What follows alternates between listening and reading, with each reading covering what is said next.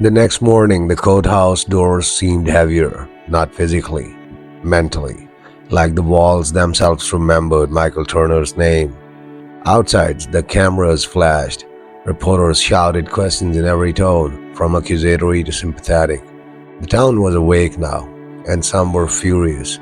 Inside, Michael sat quietly with Thomas and Rachel, coffee cooling, notebooks scattered, strategy humming like a live wire. By noon, headlines were everywhere. Wrongfully convicted man seeks justice after 25 years. County's biggest scandal since 1990's cold case. Who really killed Jenny Collins? People who hadn't thought about Michael in decades, neighbors, former classmates, the old church congregation started talking. Some apologized immediately. Some whispered doubts quietly. Some didn't want to be seen anywhere near the story. Michael didn't want the coverage. He didn't need to. He could feel it. The tide was turning. In a small, dim office in another state, the man who had truly committed the crime read his own headlines. He was used to control, used to anonymity, used to meet people assuming the worst about someone else. Now, the microscope was on him. DNA alone had exposed him. A 25-year secret unraveling in hours. Michael didn't yet know the man's name, but Rachel did, and she whispered it to Thomas in court prep. Jared Fenwick. The name hung in the air, heavy, dangerous, an uninvited shadow from Michael's past. By mid-afternoon, Michael walked past Main Street. Shops he once knew had changed hands. Graffiti replaced murals.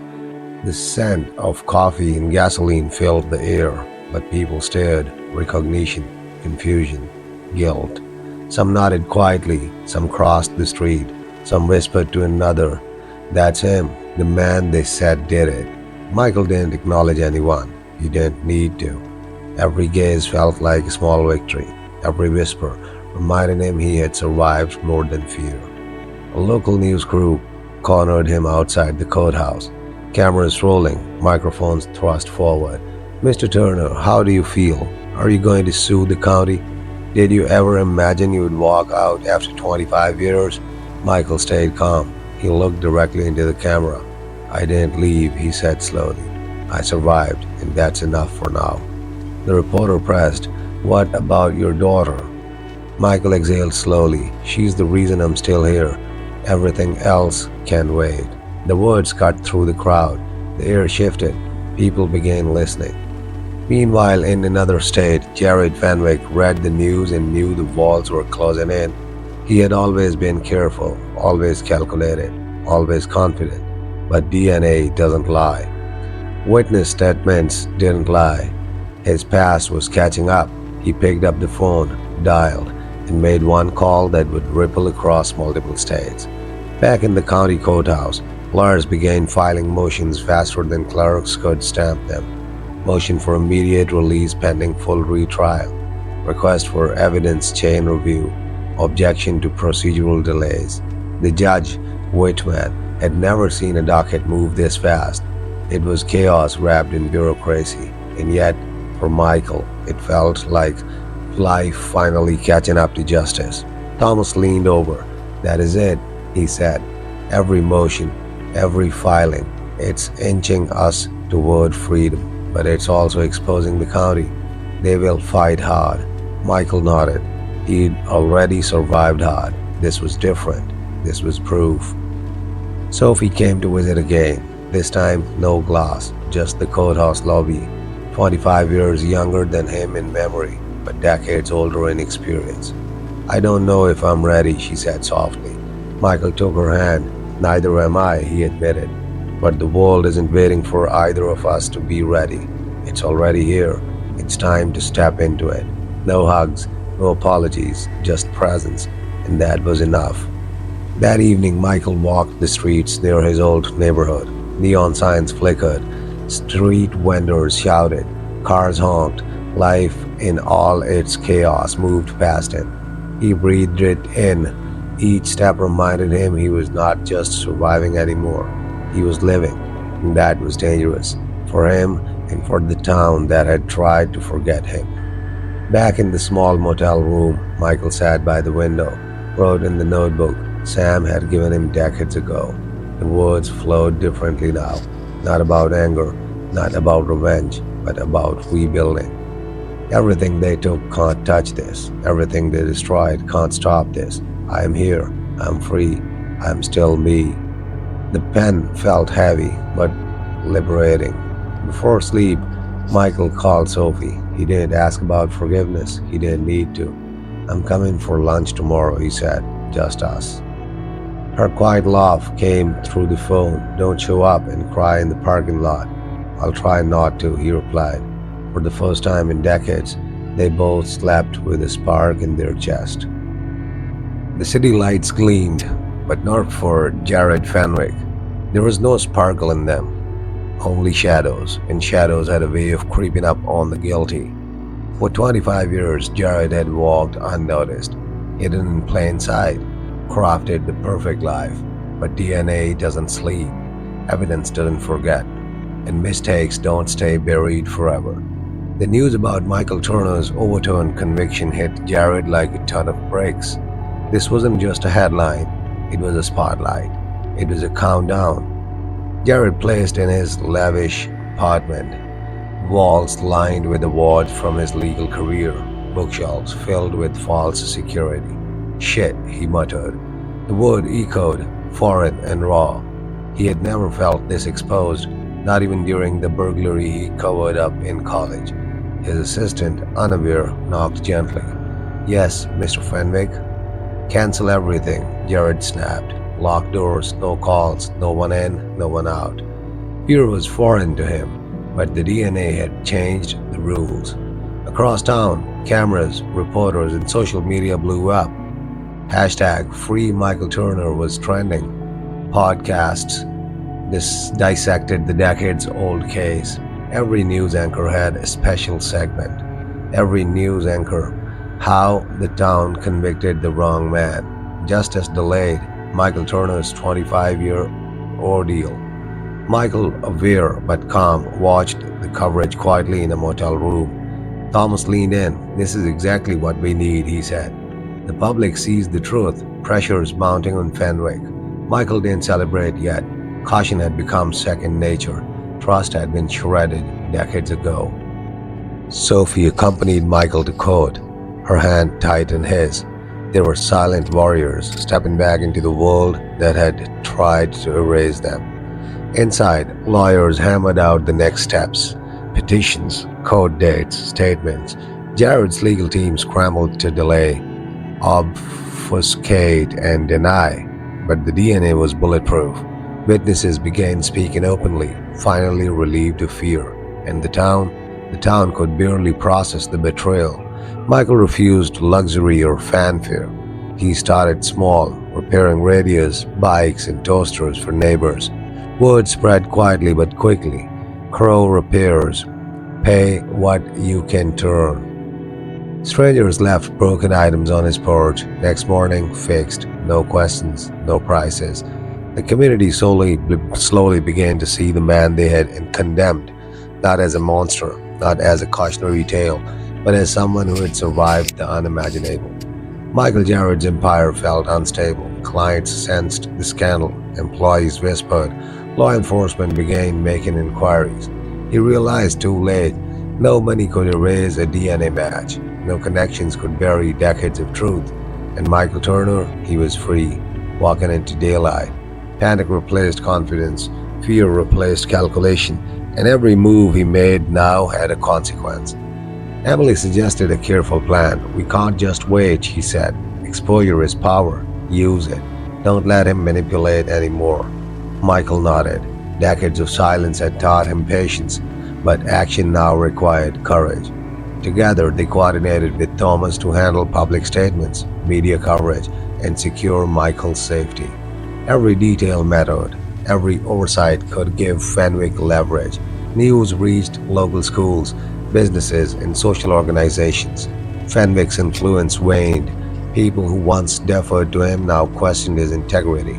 Rumors spread like wildfire. Fenwick knew Turner was innocent.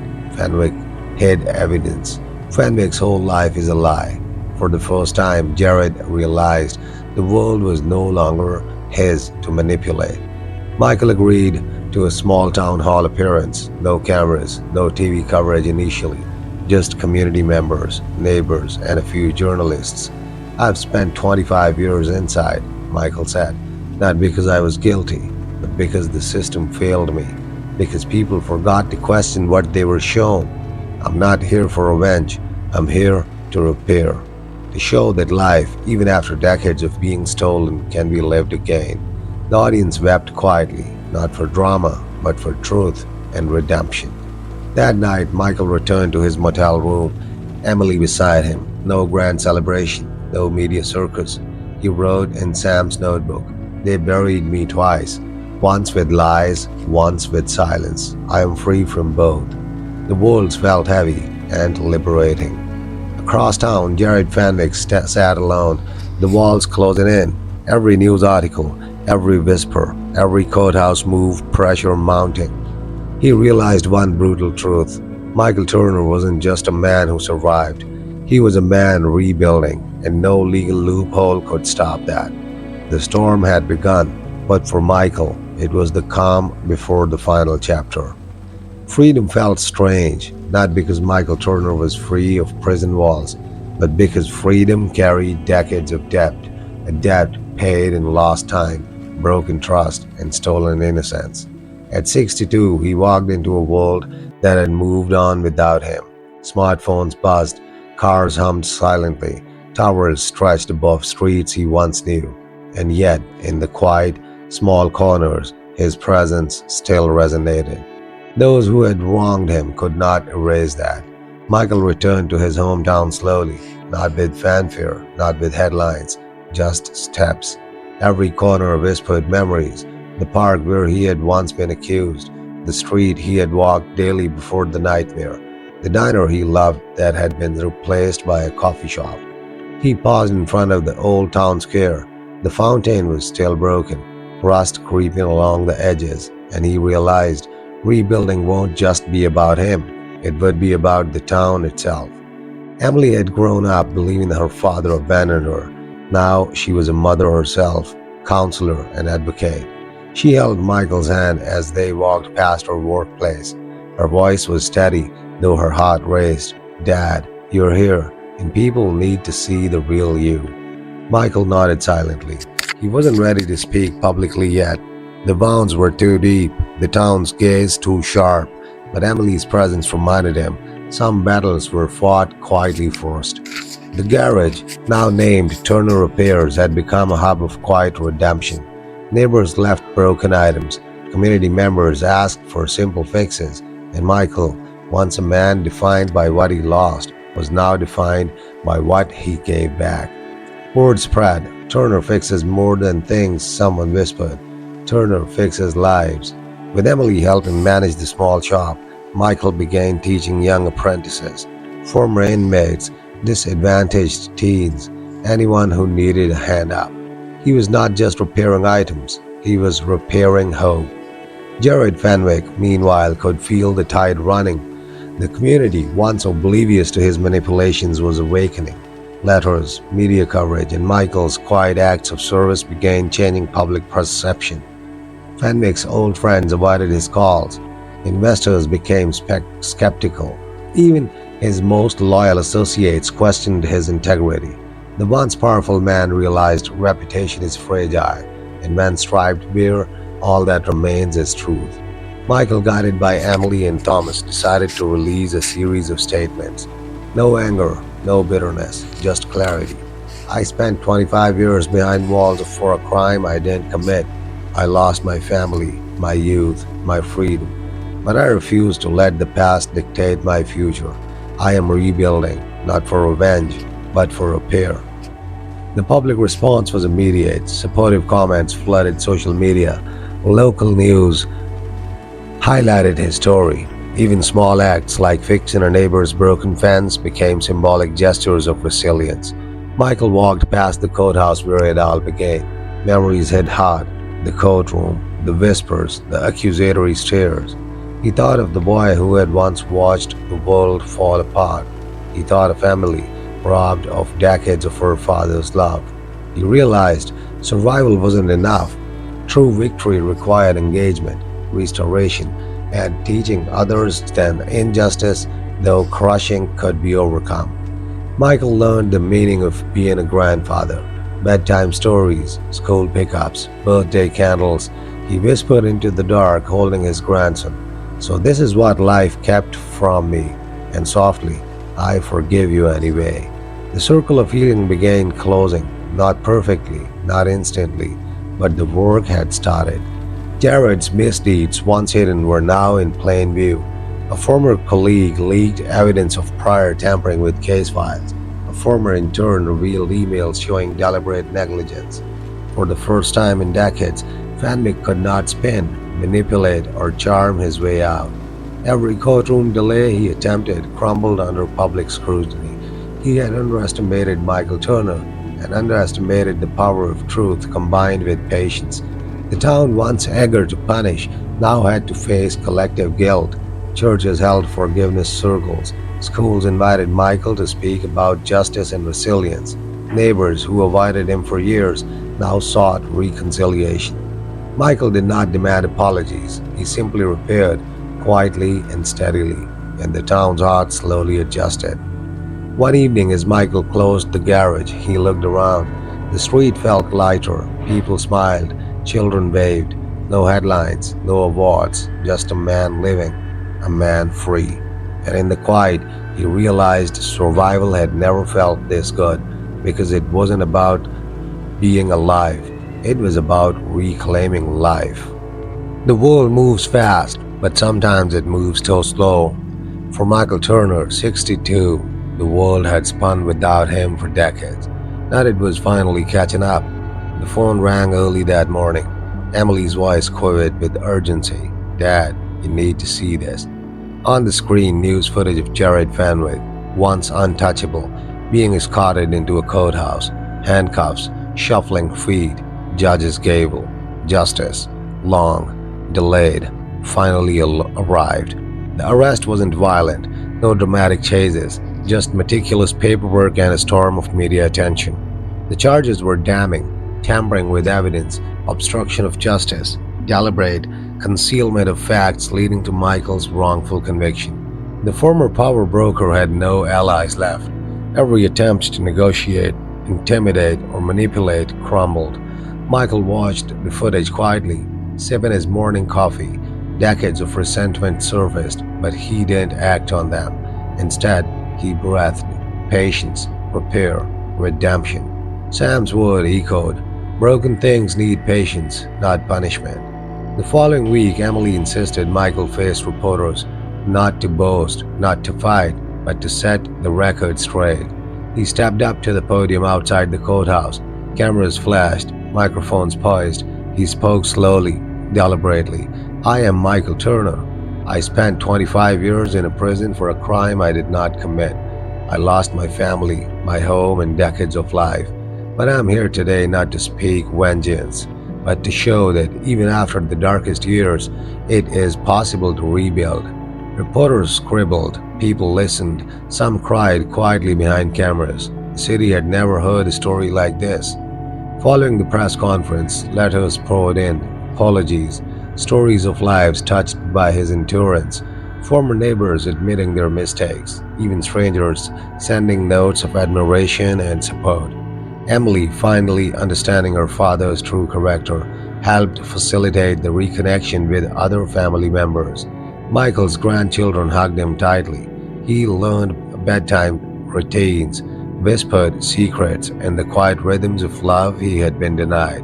It was simple, it was messy, it was perfect in its imperfection. Michael expanded Turner Repairs into a mentoring hub. Former inmates, troubled teens, and underprivileged youth found a safe space there. Every repaired bicycle, toaster, or radio became a lesson, not just in craftsmanship, but in resilience, in dignity, in hope. "You don't have to let the world define you," Michael told a young apprentice. "Even when they try, even when they fail, you can still build something real, something that lasts." The town watched, slowly, quietly, respect growing with skepticism once ruled. On the 30th anniversary of his wrongful conviction, the mayor arranged a public ceremony. The old courthouse steps bore a plaque. To Michael Turner, a man robbed of decades, whose courage and patience reminds us all of the cost of injustice. Michael stood beside Emily, quiet and composed. No cameras, no spectacle, just acknowledgement and a silent understanding. Healing had finally begun. Not everyone had apologized, not everyone would, but Michael learned a vital lesson. Forgiveness was not about the town, it was about freeing himself. One evening, as he fixed a neighbor's broken radio, he realized he wasn't carrying bitterness anymore. He had spent decades imagining revenge, but repair was sweeter. Repair built bridges instead of walls. Turner Repairs became more than a garage project. Michael turned it into a sustainable business, contracting for local businesses, teaching workshops, online tutorials for DIY repairs. Profits grew steadily. Michael hired former inmates and youth from underprivileged backgrounds. His story attracted local investors impressed by his resilience and integrity. By the age of 65, Michael was financially stable, but wealth wasn't the goal. Empowerment and legacy were. Emily introduced Michael to her children properly: story time, school events, birthday parties, rituals he missed but now cherished. Michael whispered in bed one night to his grandson, "So this is what life kept from me," and softly, "I forgive you." The circle of healing was complete. The man who once invisible now had a family, purpose, a future. Michael reflected on the town that condemned him. He didn't hate them. He understood fear. He understood gossip. But he also understood courage. Standing before old neighbors, he realized some victories are quiet. Some victories are not celebrated in headlines. They are lived daily, in patience, in small acts of repair, and in rebuilding broken lives. The morning sun filtered through the blinds, painting golden lines across Michael Turner's modest office. He ran his hand across the edge of a freshly repaired bicycle frame. It was simple work, steady work, but it felt like freedom in every fiber of his being. Emily had insisted he attend a community breakfast that morning. "Dad," she had said, "you've rebuilt everything. Now let's rebuild some bridges." Michael had hesitated. Social interaction wasn't something he'd practiced in decades, but Emily's determination was like gravity, impossible to resist. The local diner smelled of fried eggs and brewed coffee. Michael walked in slowly, head turned. Whispers followed. "Is that him?" Turner looks human. For the first time in decades, Michael felt their eyes not as accusation, but as curiosity and maybe respect. He smiled slightly, nodded to a few familiar faces. They remembered the old stories, yes, but now they also saw the man who had survived them all. Emily introduced himself to several community leaders. They spoke about local youth programs, rebuilding initiatives, and partnerships. Michael listened. He didn't interrupt, he absorbed. After the breakfast, Emily insisted they walk through the park and where everything had started decades ago. "Dad," she said softly, I can't imagine what you went through, but I want to understand." Michael paused. The memories were sharp. The arrest, the trial, the courtroom whispers, the empty years. "I lost 25 years of life, Em," he said finally, "but I didn't lose hope entirely." Hope came in pieces, in the kindness of strangers, in small acts of repair, in moments I thought didn't matter but actually did. Emily nodded, tears brimming. She understood now. The man she thought abandoned her had fought every day just to survive, not out of selfishness, but out of necessity. Back at the garage, Michael began expanding Turner Repairs, not for money alone, but for impact. Hiring former inmates, offering youth mentorship programs, hosting weekend workshops on practical skills, the town began noticing the change. Businesses sought his advice. Local news ran stories of his contributions. Word spread beyond the county. The man who had once been condemned was now a pillar of community support. Even with public recognition, Michael's internal battle wasn't over. He spent quiet nights reading Sam's notebook. Seek repair, not revenge. He realized true reconciliation wasn't about proving innocence. It was about reclaiming life. It was about forgiving, not forgetting. He wrote letters to a few neighbors who had wronged him publicly, explaining his perspective. Some apologized, some stayed silent. All interactions left him lighter. Michael's grandchildren were fascinated by stories of resilience. He taught them small repair skills, life lessons, and the value of patience. Fixing a wobbly chair became a lesson in persistence. Assembling a bicycle became a metaphor for rebuilding life. Cleaning up the garage became a ritual of mindfulness. He realized then that wealth wasn't about dollars, it was about passing knowledge, experience, and hope to the next generation. Over time, the town began to accept Michael's presence. Local schools invited him for talks about justice and resilience. Youth centers asked him to mentor troubled teens. Even former skeptics acknowledged the gravity of his story. At a town hall meeting, he said, "I was condemned without evidence. I lost decades. But surviving isn't about revenge, it's about rebuilding and showing the world that even broken pieces can recreate something whole." The applause was long. He didn't need it, but he welcomed it. Michael's reputation grew beyond the town. Investors approached for partnerships and repair franchises. Speaking engagements brought income. Books and documentaries chronicled his story. By 65, Michael Turner wasn't just free, he was financially secure, respected, and influential. He had created a legacy not only through survival, but through tangible, meaningful work that transformed lives.